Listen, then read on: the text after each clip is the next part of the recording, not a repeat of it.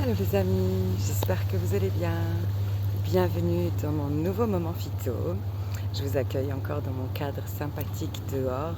Je m'offre une après-midi de boulot à l'extérieur toute seule, dans mon cocon nature, ce que j'adore. Je me suis bien organisée, donc je suis là pour vous faire cette vidéo et clôturer, finir le programme alimentation émotionnelle avec les vidéos qui l'accompagnent, que j'avais envie de faire à l'extérieur aussi.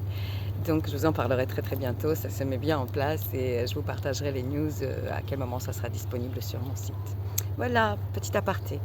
Donc aujourd'hui pour notre moment phyto, je vais vous parler du millepertuis, qui est une douce plante magnifique, déjà d'une beauté super avec ses petits soleils jaunes vraiment flashy, très jolis. Et puis elle va pouvoir nous aider sur plusieurs sphères aussi. Donc on va en fait retrouver comme spécifique dans cette plante plusieurs composants. Alors il y a les flavonoïdes, il y a les tanins et vous allez avoir vraiment des composants spécifiques que je ne vais pas essayer d'écorcher ici, vous allez le voir par écrit, qui vont lui donner certaines capacités, certains bienfaits pour nous. Donc, elle va nous aider sur plusieurs sphères, je vous disais. Elle va nous aider tout d'abord elle a un effet sédatif un peu, donc relaxant. Et va nous aider un petit peu comme la passiflore, mais d'une autre façon, bien sûr, avec nos sauts d'humeur, avec la fragilité du sommeil, par exemple, pour nous aider à nous endormir plus facilement. Et va nous accompagner aussi sur ces petits états anxieux. Donc ça, c'est une première chose. Ensuite, elle est vraiment anti-inflammatoire. Donc vraiment, elle calme le feu du corps. Elle est antispasmodique, donc elle va calmer les spasmes. Elle est cicatrisante, elle est adoucissante. Voilà, elle a plusieurs pouvoirs vraiment magnifiques. Ça, c'est pour ces spécifiques. Pour vous raconter un petit bout d'histoire avec moi et cette plante, je l'adore depuis que je suis toute petite. Je viens donc de Bosnie et j'ai passé la moitié de ma vie en Croatie à la mer. Et donc c'est une plante qu'on utilise beaucoup là-bas. Et on utilise beaucoup le macérat huileux, donc l'huile de millepertuis. Et on va l'utiliser après l'exposition au soleil ou avant. On va l'utiliser comme soin de la peau pour les brûlures. Voilà, je vous raconterai un peu ça, mais je l'adore. J'adore sa couleur rouge profond. J'adore son parfum. Il est particulier. C'est vraiment quelque chose, voilà, qu'on porte de l'enfance. Moi, je suis très olfactive, donc c'est des choses que je garde qui me provoquent des émotions tout de suite.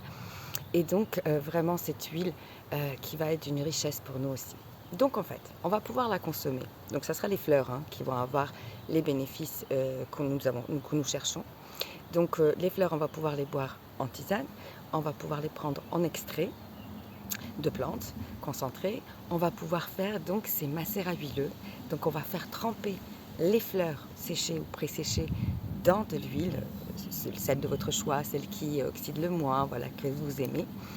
Et vous allez voir, avec le temps, elle va prendre cette jolie couleur rouge.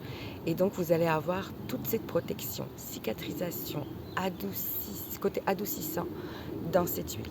Elle va aussi être là, super, côté anti-inflammatoire contre les courbatures, douleurs musculaires, petite arthrose. Voilà, elle va accompagner les douleurs du corps fonctionnelles. Donc, elle est vraiment assez précieuse et moi je m'en rappelle beaucoup par rapport à ce soin après soleil ou avant soleil où elle va vraiment d'un côté protéger. Alors moi quand j'étais gamine j'étais protégée avec de l'huile d'olive et de l'huile de millepertuis par rapport au soleil. Après on n'avait pas les mêmes connaissances qu'aujourd'hui, mais elles ont joué leur rôle. Elles ont vraiment joué leur rôle dans la protection de ma peau par rapport au soleil et à cette nourriture, cette hydratation de l'épiderme.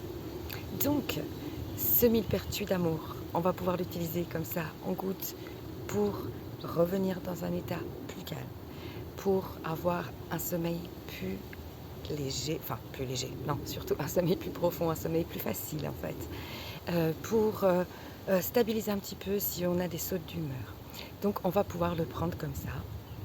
Et donc on va pouvoir acheter ou faire des macérats huileux de millepertuis qui vont être vraiment vraiment top. Donc vous allez pouvoir masser avec des endroits, vous allez pouvoir nourrir votre peau. Rappelez-vous, je ne sais pas si je vous ai déjà dit, depuis des années, je n'utilise plus du tout de crème. On parlera une fois, je ferai un moment beauté. On va appeler ça comme ça, beauté au naturel. Et en fait, je n'utilise pas du tout de crème, très rarement. C'est des huiles que j'utilise, des huiles spécifiques et du coup des mélanges que je fais ou des macérats que je fais moi-même. Et donc je vais faire des mélanges de plusieurs gouttes et d'abord je vais mettre de l'eau sur mon visage ou mon corps. Donc par exemple l'huile de coco à la fin de la douche, on passe un coup d'eau, on passe l'huile de coco partout, on repasse un coup d'eau. Donc l'eau plus l'huile vous fait de la crème. Et c'est tellement plus rapide et facile à faire. On sèche la peau en 2 secondes, ça fait des petites perles comme à la plage, c'est top. Donc, de la même façon sur le visage, quand vous allez vous appliquer vos soins, vos huiles. En ce moment, j'utilise l'huile précieuse que j'ai fabriquée. Je suis tellement heureuse et fière de moi, de mes petits produits. L'huile d'églantier, donc le macérat des pétales d'églantier, qui a un parfum juste tout doux. Donc, je mets 1 ou 2 gouttes tous les matins voilà, sur la peau. Donc, c'est vraiment super. Donc, voilà, toujours un petit peu d'eau pour pouvoir vraiment faire pénétrer tous les bienfaits et hydrater de profondeur la peau. Encore petit aparté.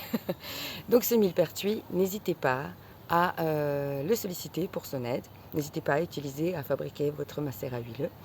Et par contre, comme pour toutes les plantes, j'ai oublié de vous en parler pour la passiflore, attention aux contre-indications. Il y a certaines plantes qui n'ont pas du tout de contre-indications, qui sont très douces, très soutenantes.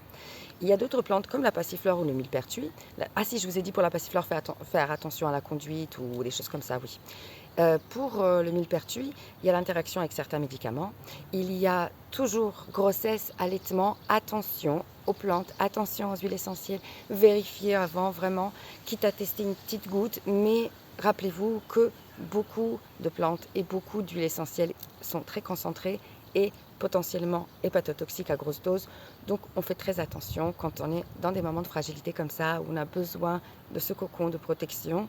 Et donc on fait attention aux substances. C'est quand même des substances biochimiques, hein, donc c'est biologique, hein, mais c'est très fort.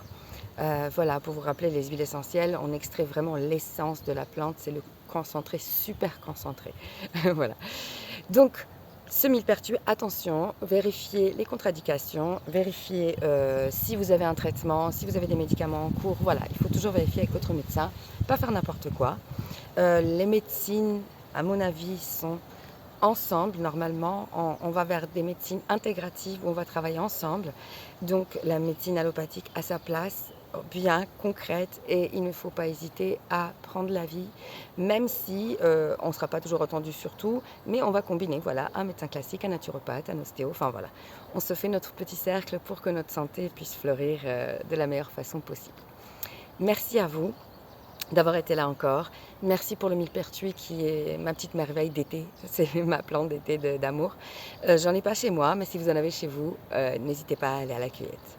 Je vous embrasse. À très vite.